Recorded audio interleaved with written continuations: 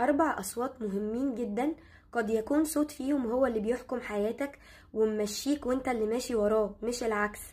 تعالى أعرفك ايه هما ال4 أصوات دول، وتاخد بالك ازاي مين فيهم هو اللي بيسوق حياتك. أول صوت وهو صوت الطفل الداخلي، والطفل الداخلي ده هو الطفل اللي انت كنت عليه زمان بهيئته وبشكله وبصوته وبصورته وبكل المواقف اللي هو مر بيها. الطفل ده خلاص هو انت كبرت، ولكن بيبقى جواك صورته وجواك شكله، وطبيعي ان يكون عندك مشاعر طفولية. ده صوت الطفل الداخلي. في كمان معانا صوت الناقد ده وهو شخص كان بينتقدك كتير، او مجموعة من الناس بتنتقدك كتير، او ستيل بتنتقد افعالك، بتنتقد تصرفاتك، او بتنتقد صفات شخصية فيك.